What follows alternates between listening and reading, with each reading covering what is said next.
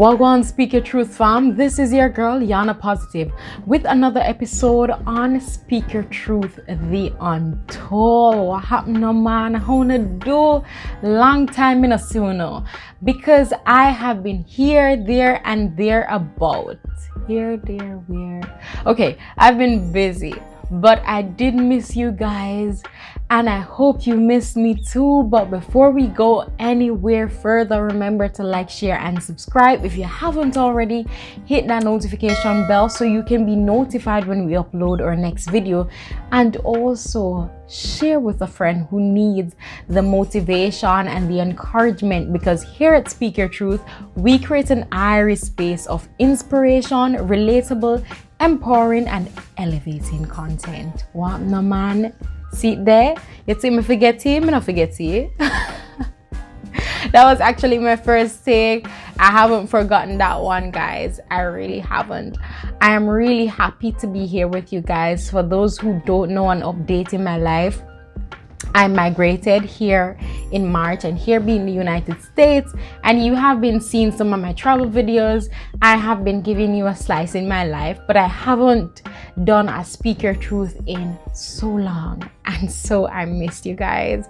First of all, let me apologize for like my background changed and everything. This is actually my bedroom because it's the only furnished room in my apartment, and so this is the only space, you know, I could have recorded.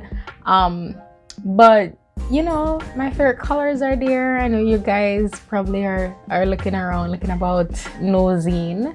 I know.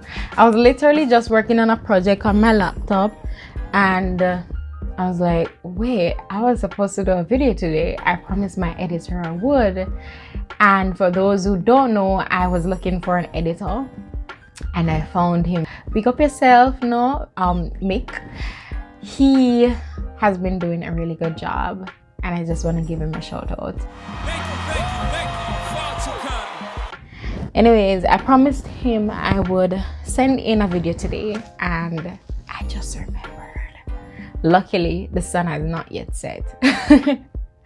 So I'm here, guys. I am here to talk about things that nobody told you about migrating, and these is for persons. I see a lot of persons live in Jamaica. Hello.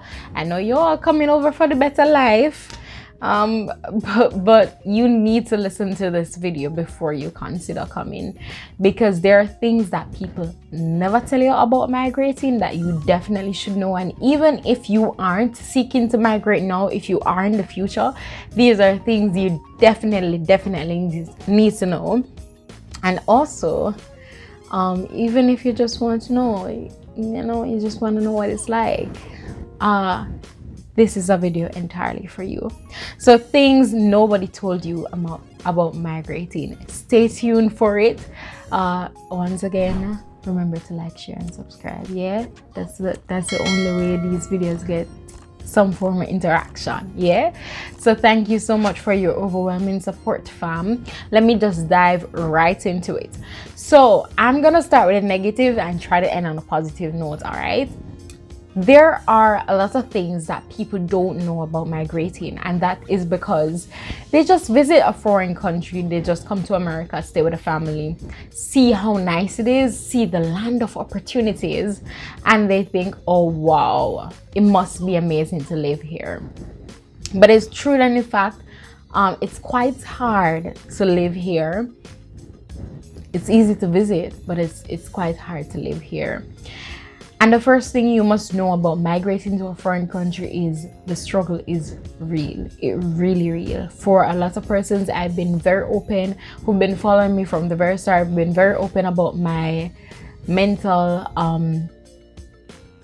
struggles, my struggle with depression, anxiety, BPD, and the sort. And the first thing that hit me is that the depression rate here is really high, and that's for a reason. Like, you are enclosed, you kind of feel alone. And when I first got here, that was the feeling I got. I came here at the end of March. It was still cold, guys. It was still cold. I still needed jackets outside. I mean, I didn't need layers, but I needed jackets. And I found really soon that I was here by myself without family. I migrated as a fully grown adult. I'm in my mid-20s, and it was just really hard to adjust at first. And I know it seems fly and it seems easy because you've seen pictures and videos on social media or whatever, but the struggle here is really real, and I'll explain some of that later. But the main reason for that is that you feel alone, especially if you didn't come here with family or friends. A lot of time you feel the decisions that you have to make it by yourself. Physically, it can take a toll. I mean, it's migration, the weather changes and everything. So my skin might look nice now on the camera, but my skin was breaking out. I think I lost weight, even though people keep saying, oh, mine gain weight, the food and whatever. I do think I lost weight. I'm gaining back a little bit more, but I was under a lot of stress to get settled and everything. And the financial strain is heavy because you're starting from the scratch. Now, I came here for work and my company housed me for a good period of time, and for that I'm grateful. But to buy things here, it's really expensive. And at first I thought, oh my gosh, it's foreign, you know, grocery cheap and food is easy to buy. And I quickly found out that was not true. Food here is expensive. You can quickly run up to about $300 in grocery, $300 in grocery, because everything is expensive. And it may seem like, oh, $20 is not a lot, but it is, and it comes up, it adds up over time. There was a lot of financial strain because you're starting from the scratch, and a lot of people here who've been here for a while will not understand that the only money you have is the money you've worked since you've been here. So if you've been here 1 month, 2 months, that's the only money you'll have. I mean, the money that you come in with can barely suffice. So the financial strain is really heavy. You should expect the unexpected. That's number 2. You expect the unexpected. The people that you expect to rally around you and the people that you expect to support you will be the people who will disappoint you. And I'm not saying that will definitely be your experience. I'm saying that was mine. And the people who you do not expect to help you or do not expect to rally around you are the people that will. I expected the persons I came with, or the persons that I would call close, to be the ones who supported me, but they were not.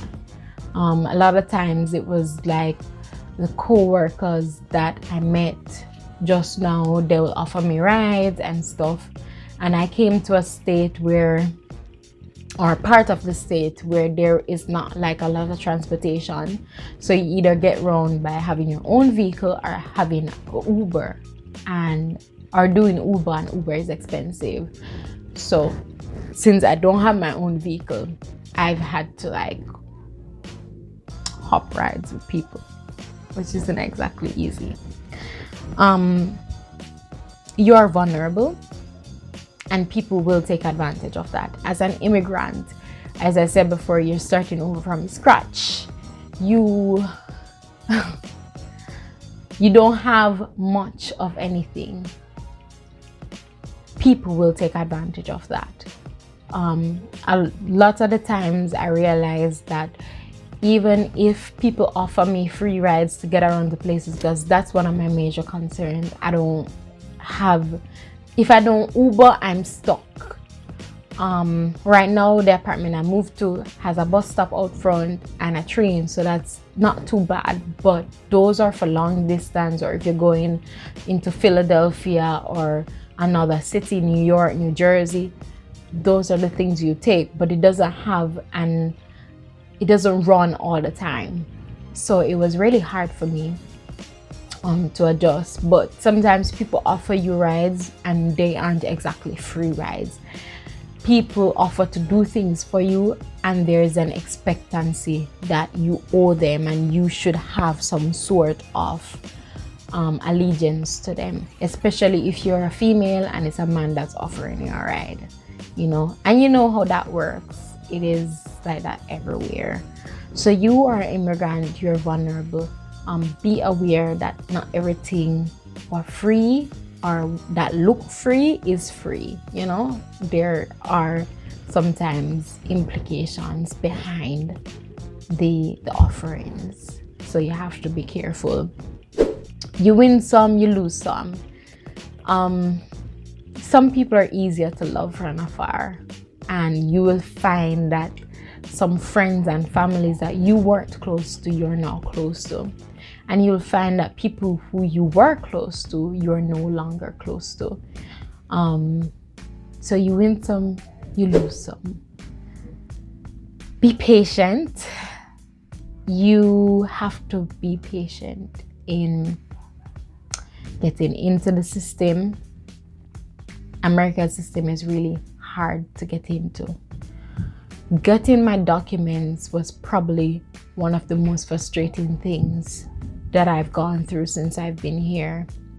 I am working a job that is really, really hard, mentally, physically, emotionally, socially, all of them. It's very hard. Adjusting to that job has not been easy. But getting into America's system has not been easy either. And I'll twin this with the second point, that racism is very real. Discrimination, very real, very obvious. There are lots of times I went to the offices and they sent me back for papers I already possessed. Like they'll tell you need an I-94 and that is a stamp in your passport, which I always have my passport, but they want you to print the document out. And it was very frustrating for me. And if you don't have a social security, there's absolutely nothing you can do in this country. You can't open a bank account, you can do nothing. There are some states that allow it, but not this state. You can't open a bank account, you can't have a driver's license, you can't have a state ID. You need to have a social security. And there are times when you call customer service and it was an automated thing that you have to verbally prompt your way through. And so for somebody with an accent, that can prove very difficult to verbally prompt your way through a system that should be available to everybody. And for the fact that America is made up of more immigrants than anything, to have a system that is needed by so many and have it be verbally prompted through, knowing fully well that a lot of the people here have accents and an automated machine may not be able to understand what you're saying. It speaks volumes. There are some positions or some places you can only go or do if you're a citizen of America. Some opportunities that you can only have if you're a citizen of America. And that is where discrimination come in. I remember, and discrimination doesn't have to be by white persons only. That's one thing I learned. A lot of the blatant discrimination I got was from Black people, Black Americans with my same skin complexion as me. They were very, I'm not saying every one of them, please, I'm not saying every one of them, but I'm saying a lot of them were. I remember my first blatant confrontation with it was when I went into a pharmacy. Somebody was out front waiting for me because I said I don't have my own drive, so I asked my coworker to stop for a minute. I rushed in, was rushing out, and it was my first time using the American card. And for those who don't know, the card in Jamaica, you can only swipe the card, but this card, it has a signal thing on the front that you touch. It has a chip reader and it has a swipe. So I didn't know that, so I'm trying to swipe it. It won't swipe. The guy keeps telling me use the chip reader, and I didn't know what he was talking about. That was one thing that really annoyed me, that every little thing I had to relearn, and it was really hard for me. And I was hurrying. I was like, what are you saying?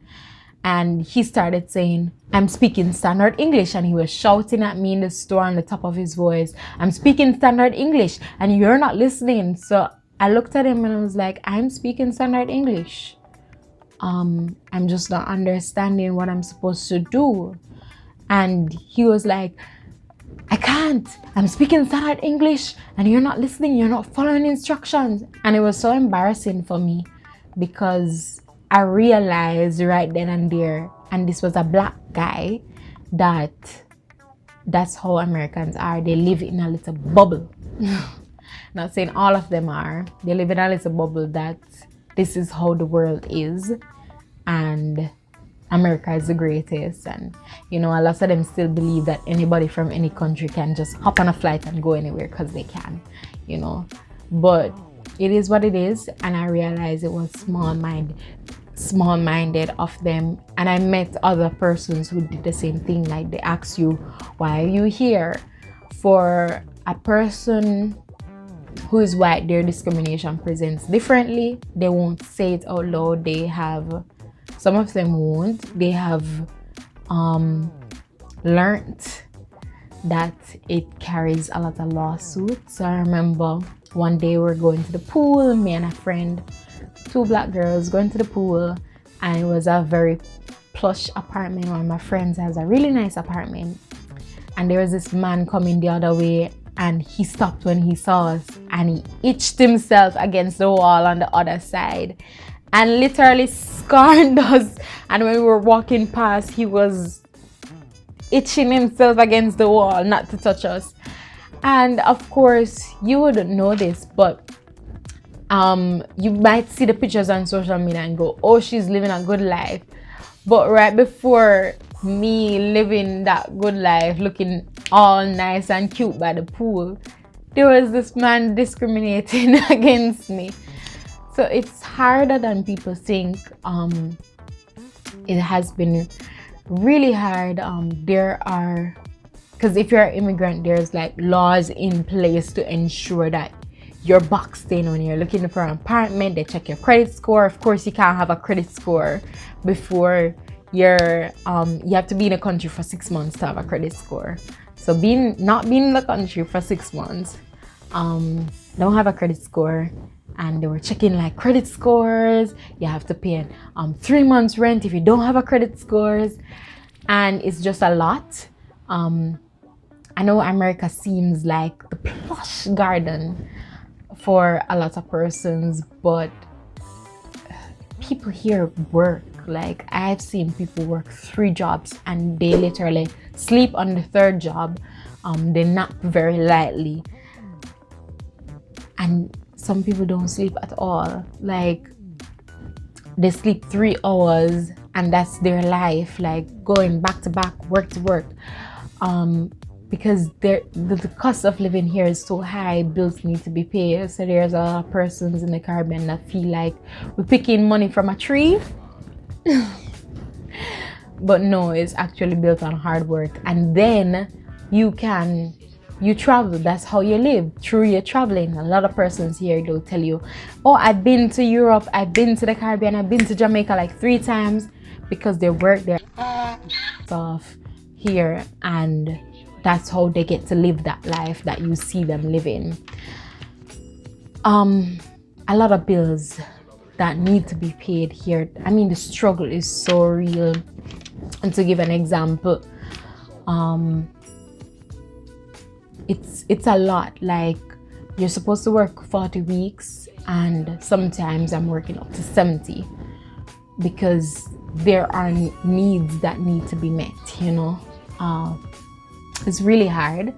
But to go on a positive note, you really realize that the world is at your fingertips. When I was in high school, a lot of the girls competed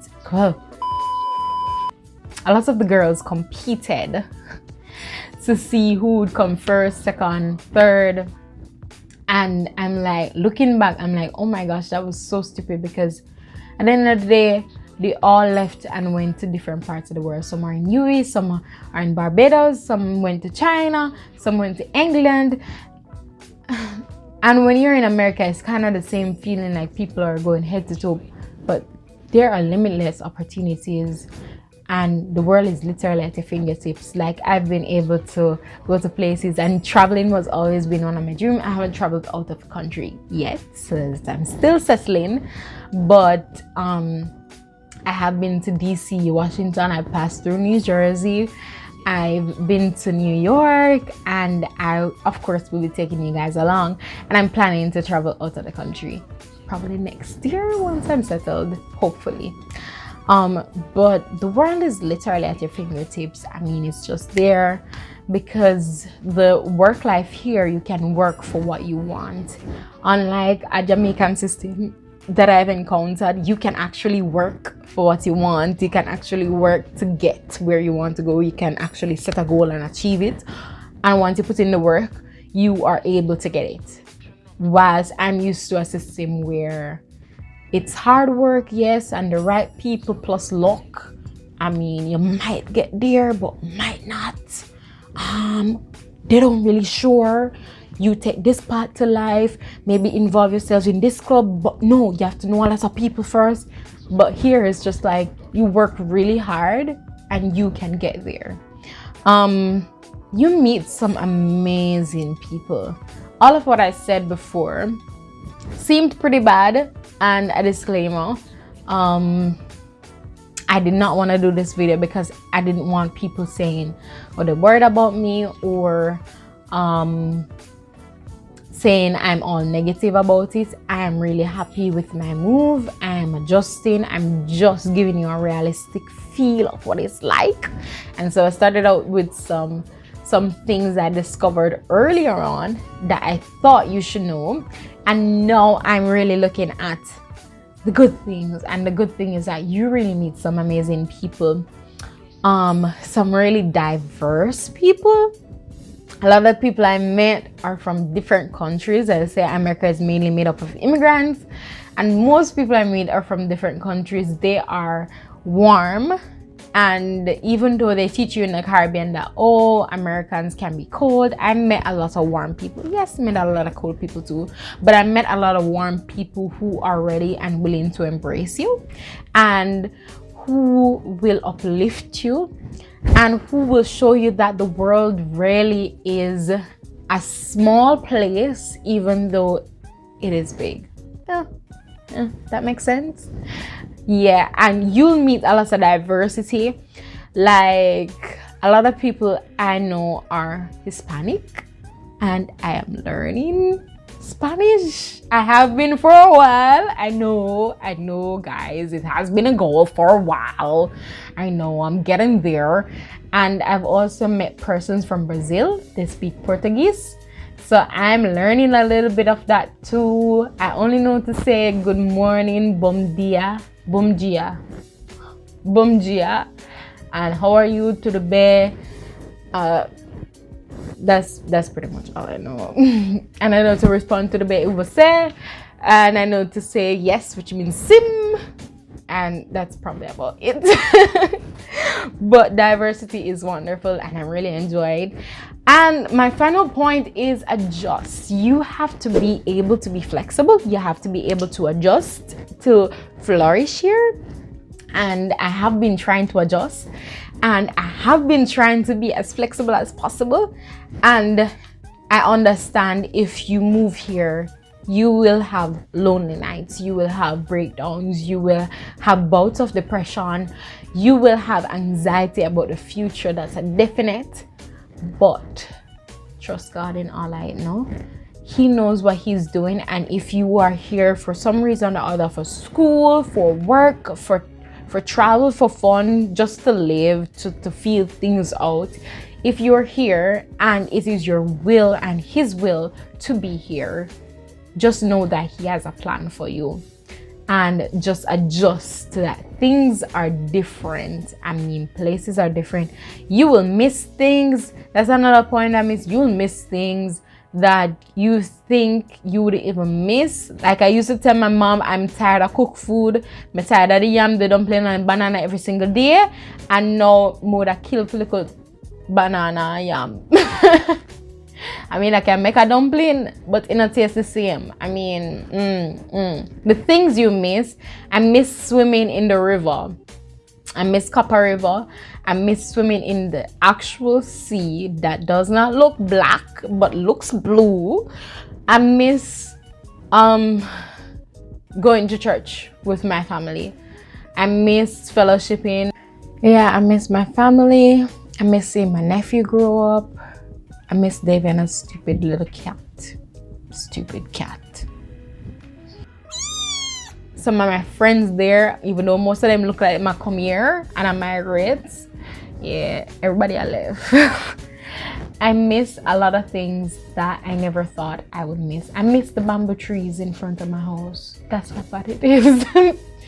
But I also realized that there is beauty in finding what is things to enjoy right here. Like, now I'm starting to really enjoy like the diversity in food. I can have Mexican food, I can have Vietnamese food, Chinese food, pizza, burger. Anybody know me as a foodie, and I will literally walk miles for a chocolate shop. I'd like to buy all your chocolate. I've learned to adjust, and hopefully I can make another video to tell you in detail how I've been adjusting and how my experience has been in getting my documents, adjusting to my job, getting an apartment and stuff like that. I really enjoyed this conversation. And I look forward to your comments. I will be in the comment section. I look forward to your views and what you think I should have mentioned and what you think I should not have. And I hope to see you guys same time, same place, Thursday at 8 for next time. Oh guys, I need to share with you my trip to New York City. You need to see that as well. So I have some really good stuff in store for you. So remember to like, share, and subscribe. Interact with this video. Remember to leave a comment, and I will definitely look forward to having you here again. I love you all. See you next time. That is all for today. Thank you for joining me, amores. See you next time. Same place, Thursday at 8 here on the Yana Positive channel. If you haven't subscribed yet, what are you waiting for, man? Come on. Click that subscribe button and hit that bell for the notifications so you can know when we upload the next video. Thank you so much for watching. Thank you so much for joining. See you all next time, Thursday at 8. Catch you later.